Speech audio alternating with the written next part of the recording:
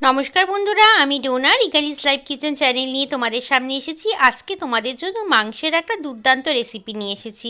এই রেসিপিটা কিন্তু গোলমরিচ আর রসুন দিয়ে তৈরি। আর এই মাংসটা কিন্তু যখন জ্বর সর্দি কাশি হবে তখন যদি তোমরা বানিয়ে খাও, দেখবে মুখের রুচি কিন্তু অনেকটাই ফিরে আসে।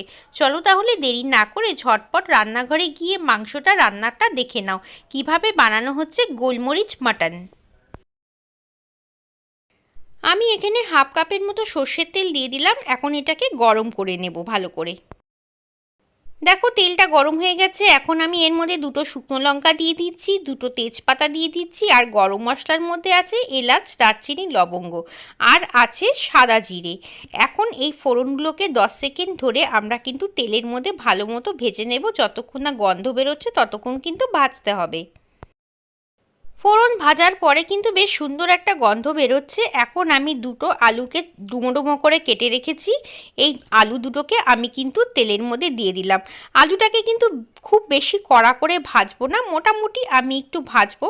মোটামুটি ভাজা হয়ে গেলেই কিন্তু আমি বাকি ইনগ্রিডিয়েন্টসগুলো একে একে দিতে থাকবো।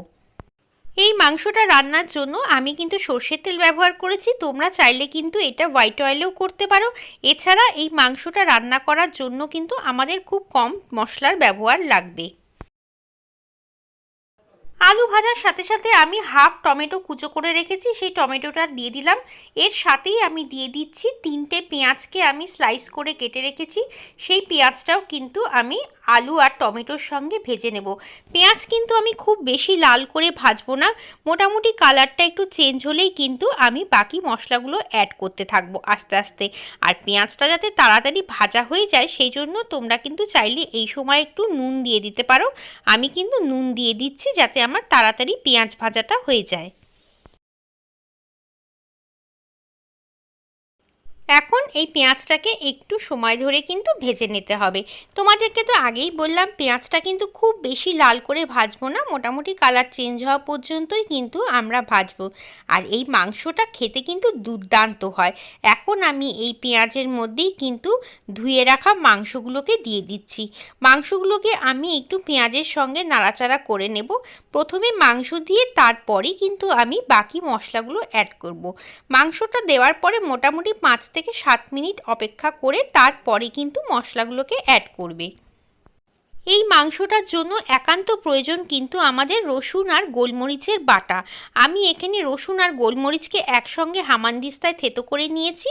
দেখো আমি সেই বাটাটা দিয়ে দিলাম, আর সঙ্গে দিচ্ছি আমি 2 টিস্পুনের মতো আদা বাটা, হাফ টিস্পুনের মতো নুন দিয়ে দিচ্ছি এখন। আর নুনের সাথে সাথে দিচ্ছি আমি সামান্য পরিমাণে চিনি। আর চিনির পরে অ্যাড করছি হলুদ। খুব বেশি হলুদ কিন্তু পড়বে না, এটার মধ্যে একটু ব্ল্যাকিশ কালার আসবে যেহেতু আমরা গোলমরিচ বাটা ব্যবহার করছি। আর এই মাংসটা কিন্তু দুর্দান্ত হয় খেতে। জ্বর সর্দি কাশি যদি হয় তখন যদি তোমরা এই রকম মাংস রান্না করে খাও তাহলে দেখবে মুখের রুচি কিন্তু অনেকাংশে ফিরে আসে। দেখো আমি এর মধ্যে খুব সামান্য পরিমাণে জিরে গুঁড়ো ব্যবহার করলাম, আর সামান্য পরিমাণে দিচ্ছি ধনে গুঁড়ো। এই দুটোই কিন্তু কম লাগবে। আর খুব সামান্য পরিমাণ দিচ্ছি কালারের জন্য কাশ্মীরি লঙ্কা। তোমাদের তো আগেই বলেছি এই মাংসটা রান্না করার জন্য আমাদের কিন্তু মশলার পরিমাণ খুব কম লাগবে এবং তেলও কিন্তু বেশি লাগবে না। আর তোমাদের তো এটাও বললাম যে জ্বর সর্দি কাশি হলে এইভাবে গোলমরিচ বাটা দিয়ে যদি মাংস রান্না করে খাও তাহলে দেখবে মুখের রুচি কিন্তু অনেকাংশে ফিরে আসবে। এখন আমাদের একটাই কাজ, মাংসটাকে খুব ভালো মতো কষানো। অল্প অল্প করে জল দিয়ে দিয়ে কিন্তু মাংসটাকে কষিয়ে নিতে হবে। যতবার মশলাটা দেখবে কষে কষে যাচ্ছে ততবারই কিন্তু আস্তে আস্তে করে অল্প অল্প গরম জল ব্যবহার করে মাংসটাকে কষাবে। দেখবে এইভাবে কষতে কষতে যখন মাংসের থেকে তেল ছাড়া ছাড়া হয়ে যাবে তখন কিন্তু এটাকে সেদ্ধ করতে হবে। এখন আমরা এটাকে মোটামুটি 5 থেকে 7 মিনিটের জন্য ঢাকা দিচ্ছি। মাংসের ঢাকাটা খুলে দিলাম। দেখো ঢাকা দেওয়ার ফলে কিন্তু মাংস থেকে অনেকটা জল উঠেছে।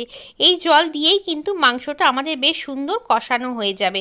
আর তোমাদের তো বললামই যখন মাংসটা দেখবে লেগে লেগে যাচ্ছে কড়াতে তখন কিন্তু অল্প করে গরম জল দিয়ে মাংসটাকে কষাতে হবে।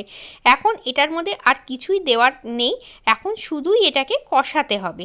দেখো কষাতে কষাতে আমি কিন্তু আলুগুলো তুলে নিলাম, না হলে আলু আর একটাও খুঁজে পাওয়া যাবে না। দেখো মাংসটা কিন্তু বেশ সুন্দর কষা কষা হয়ে এসছে। আর তেলও কিন্তু ছাড়া ছাড়া হচ্ছে। এই রকম অবস্থায় দেখলে তোমরা বুঝবে যে মাংসটা কিন্তু কষতে শুরু করে দিয়েছে। আর দুটো কাঁচা লঙ্কাকে আমি দিয়ে দিলাম। যারা একটু ঝাল খেতে পছন্দ করে তারা কিন্তু দুটোর জায়গায় চারটেও দিতে পারো। আর বেশি ঝাল কিন্তু ওই মাংসটা না হলেই ভালো হবে। আর গোলমরিচের যেহেতু নিজস্ব ঝাল রয়েছে সেই জন্য ঝালটা একটু কম দিলেও কিন্তু কোনো ক্ষতি নেই। আর কালারটা দেখেছো তো কি সুন্দর, আর গন্ধটা কিন্তু অপূর্ব বেরোচ্ছে। এই মাংস যদি একবার রান্না করে খাও তাহলে দেখবে বারবার কিন্তু এইভাবে গরমের দিনে কম তেল মশলা ব্যবহার করে মাংস খেতে কিন্তু মন চাইবে। দেখতেই পাচ্ছ কড়ার থেকে লাগা লাগা হয়ে যাচ্ছে। আমি কিন্তু আস্তে আস্তে করে মাংসটাকে কষিয়ে নিচ্ছি। এই কষানোর ধৈর্যটা কিন্তু অবশ্যই রাখতে হবে। রান্না করতে করতে তোমাদের সাথে একটু গল্প করে নিই। তোমাদের মধ্যে থেকে কেউ যদি প্রথমেই চ্যানেলটা আজকেই দেখছো তাহলে কিন্তু অবশ্যই চ্যানেলটাকে সাবস্ক্রাইব করে নিও। আর রান্নাটা কেমন লাগলো আর রেসিপিগুলো কেমন লাগছে তোমাদের সেইটা জানানোর জন্য কিন্তু আমাকে অবশ্যই কমেন্ট করে জানিও। আর রেসিপি যদি ভালো লাগে তাহলে কিন্তু লাইক, কমেন্ট, শেয়ার সব কিছুই করো। আর পাশে থাকা বেল আইকনটা টিপে রেখো, তাহলে আমি যখনই কোনো রেসিপি এখানে আপলোড করব তার নোটিফিকেশন তোমাদের কাছে কিন্তু পৌঁছে যাবে। দেখো কথা বলতে বলতে কিন্তু মাংসটা সুন্দর কষে গেছে। এখন কিন্তু আমি অল্প অল্প করে জল দিয়ে মাংসটাকে আবার কষাবো।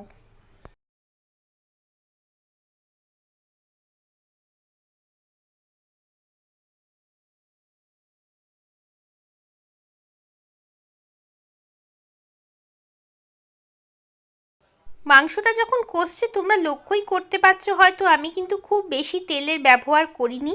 এখন যেহেতু গরমকাল পড়ছে সেই জন্য একটু তেল মশলা কম খাওয়াই ভালো। আর মাংস যদি খেতে চাও এইভাবে একবার একটু রান্না করে দেখো, সত্যি কিন্তু ভীষণ ভালো লাগবে খেতে। এখন আমি আবার একটুখানি গরম জল দিয়ে দিচ্ছি। আর আমি যতবারই জল ব্যবহার করছি সেটা কিন্তু অবশ্যই গরম জল ব্যবহার করছি।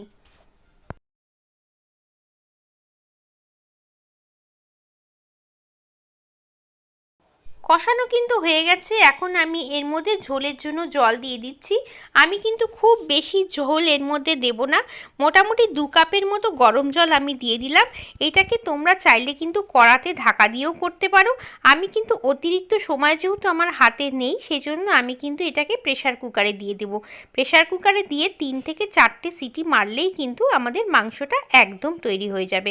চলো তবে, বেশ সুন্দর করে তো ঝোল ঝোল হয়ে গেল। এখন এটাকে প্রেশার কুকারের মধ্যে ট্রান্সফার করে দিই।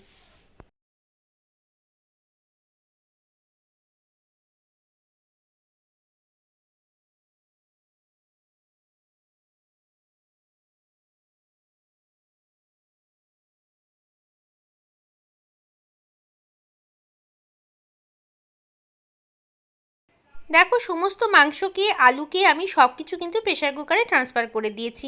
এবং এই মাংসটাকে এখন আমরা ঢাকা দিয়ে মোটামুটি 3 থেকে 4টে সিটি দিয়ে নেব। তারপরেই ঢাকাটা খুলে তোমাদের সামনে আবার আসছি। দেখো প্রেশারের ভাপটা বেরিয়ে গেছে, আমি ঢাকাটা খুলে দিয়েছি। কি সুন্দর একটা রং হয়েছে মাংসের, আর অপূর্ব একটা গন্ধ বেরোচ্ছে। আমি কিন্তু এখন আর গরম মশলা ব্যবহার করছি না, যেহেতু ফোড়নে গরম মশলা দিয়েছি। এখন আমি এটাকে গরম গরম পরিবেশন করে দেবো। এই দেখো মাংসটা কিন্তু একদম তৈরি হয়ে গেছে আর ভীষণই লোভনীয় হয়েছে। একবার রেসিপিটা ফলো করে বানিয়ে দেখো বাড়িতে, দেখবে বারবার কিন্তু এইরকমই খেতে ইচ্ছে করবে। আর গরম গরম ভাত, রুটি, পরোটা সমস্ত কিছুর সঙ্গে কিন্তু এই মাংসটা খুবই ভালো লাগে। আর যদি বাচ্চারা খায় তাহলে কিন্তু ঝালের পরিমাণ একটু কমিয়ে দিও। আর বড়দের ক্ষেত্রে কোনো অসুবিধে নেই। চলো আজকের রেসিপি ভালো লাগলে আমাকে কমেন্ট করে জানিও। সবাই ভালো থেকো, সবাইকে টাটা।